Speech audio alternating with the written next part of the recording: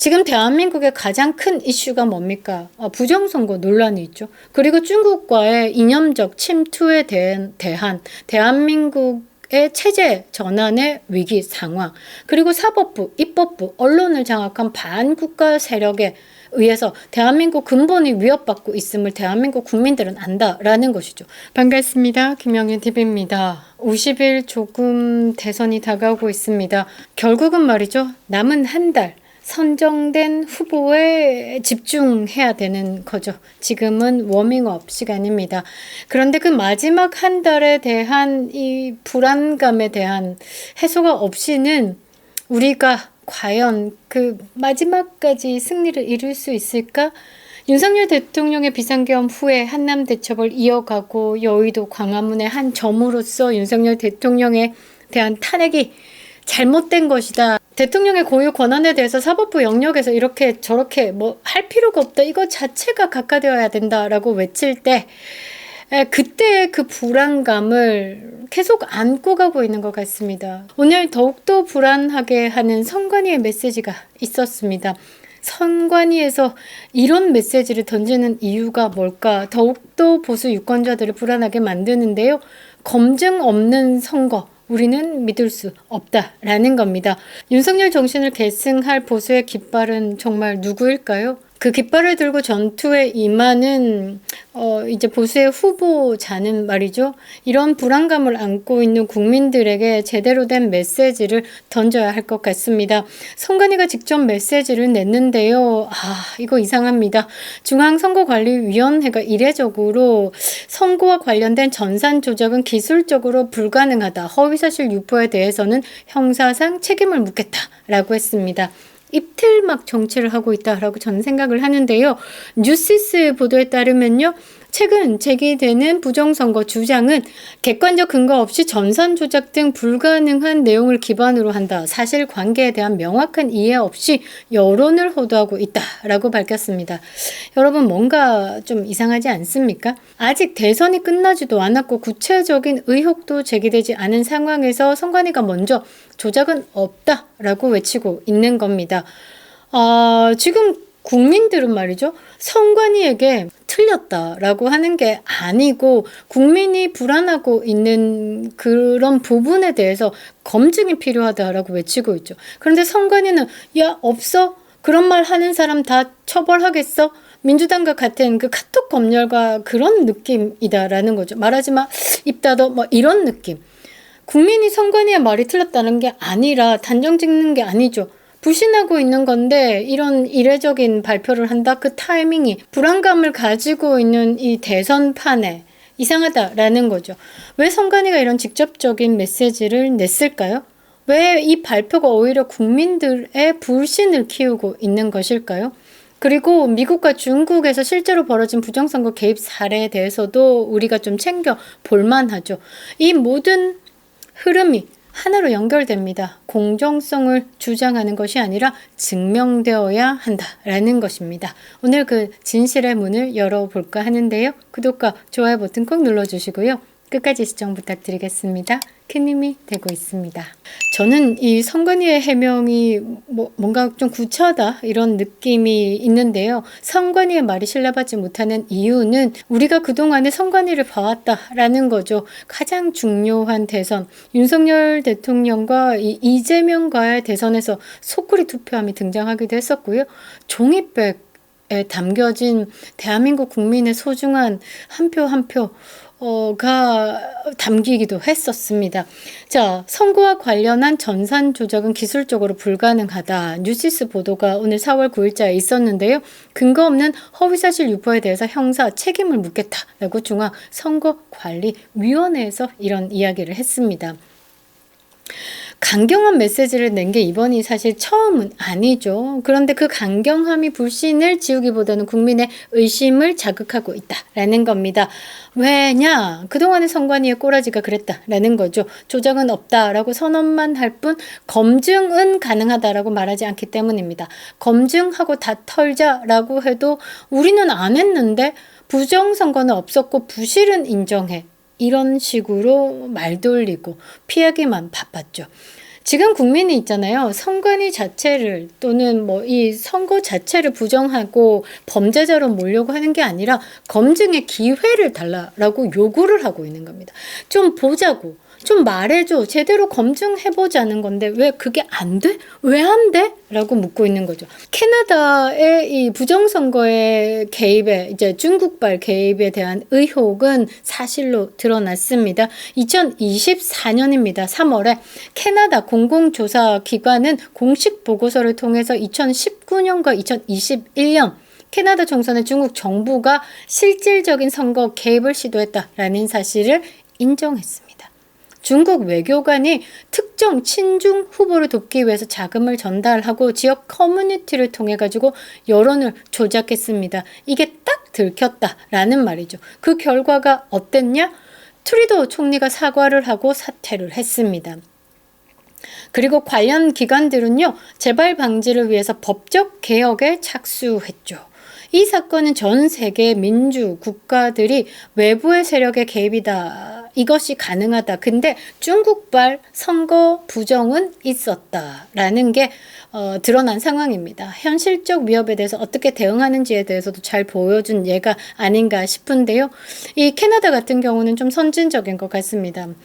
중국이 개입했다라는 의혹만으로도 수사를 했고 결과를 뽑았고 사과를 했습니다. 이게 진짜 공정성과 신뢰를 지키는 자세다라고 볼 수 있는 거죠. 자, 그러면 한국의 상황 한번 보겠습니다. 의혹은 넘쳐나고 있습니다. 4.15 총선부터 4.10 총선까지 21대 국회와 22대 국회가 부정선거 의혹이 있었습니다. 사전투표에 대해서 이해 못할 짓거리들이 많았죠. 가장 대표되는 게 민주당의 설훈 의원의 지역구에 이 4.74초 컷으로 사전투표가 이루어져야지만 가능한 투표인들이 있었다라는 겁니다. 이틀 동안 있었던 사전투표 시간은 12시간이었죠. 그것을 나눠보고 그 투표한 수와 나눠봤을 때 4.74초 컷으로 투표를 해야지만 가능한, 그러니까 설훈 의원 그 지역구 부천에서 사전투표 줄을 쭉 세웠을 때 용산까지의 줄이다 라고 할 정도, 그러니까 물리적으로 어떤 방법으로도 할 수 없는 일이 설훈 의원, 민주당 의원의 지역구에는 일어났다. 그래서 이 부분에 대해서 문제가 있지 않냐, 의혹에 대한 해소를 시켜달라. 실제로 투표한 사람과 이제 선거인 명부와 조금 대조를 해봐야 되는 거 아니냐. 선관위는 습습습 넘어가 버렸다라는 거죠. 이런 이슈가 언론을 타지 않고 덮이고 선관위는 사과조차 없이 넘어가고 여기에는 권력이 개입했다라는 것을 뭐 필로도 느낄 수 있다라고 저는 생각합니다. 이게 그냥 넘어간다라는 건 사실 있을 수 없는 일이죠. 자, 이영돈 PD가 최근 유튜브 방송에서 선관위 내부의 서버의 구조 그리고 투개표 방식에 대한 심층 취재를 했습니다. 그 내용에 대해서 공개를 했고요. 이영돈 PD의 방송 제목은 매우 도발적입니다. 지구 탄생부터 부정선거까지 선관위 시스템의 민낯. 지구 탄생부터.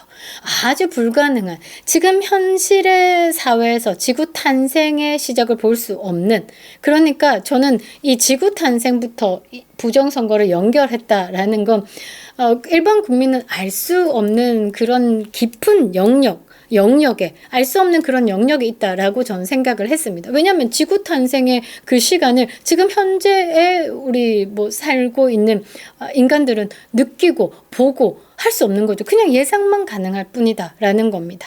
그런 부분을 담았다라고 저는 보는데요. 이 영상에서는 이렇게 이야기를 합니다.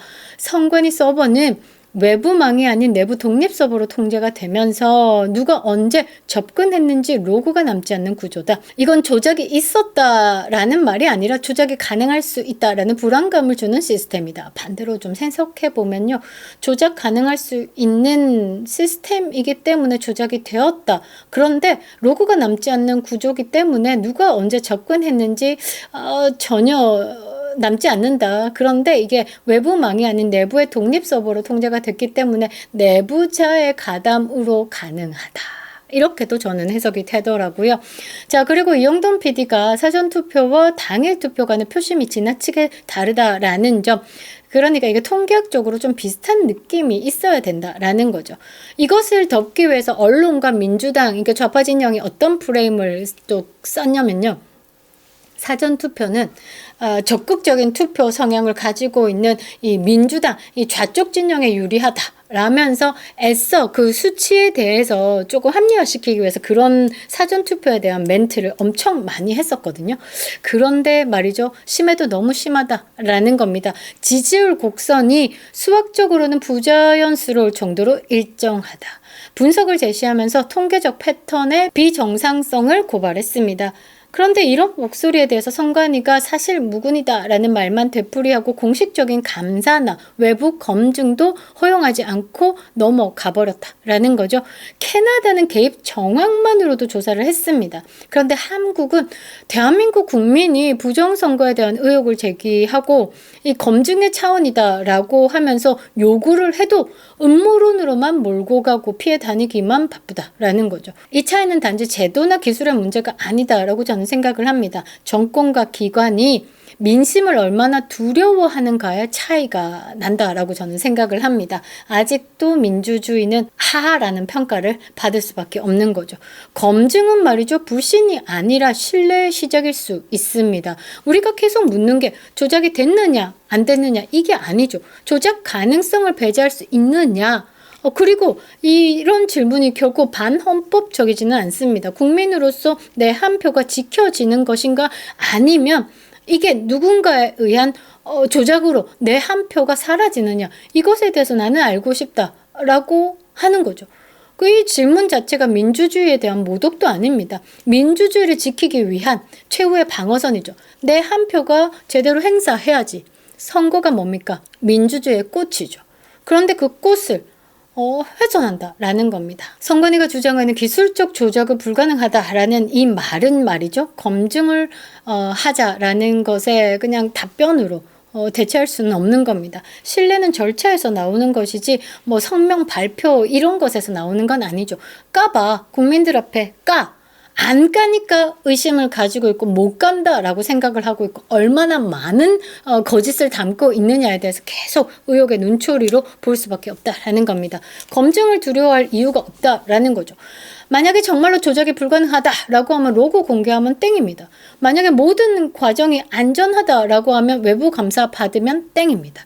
국민은 범인을 잡으려는 게 아니죠. 시스템이 정상이라는 걸 내 눈으로 확인하고 싶다라는 겁니다. 대한민국에는 의혹은 없다라는 선언보다 검증하자라는 한마디가 더 절실한 상황이다라는 거죠. 자, 지금 이제 50일 조금 남은 이 조기 대선 판에 윤석열 어게인을 외치고 있는 우리가 더는 물러설 수 없는 공간입니다. 막바지에 달했다라는 거죠. 우리는 윤석열도 잃었습니다.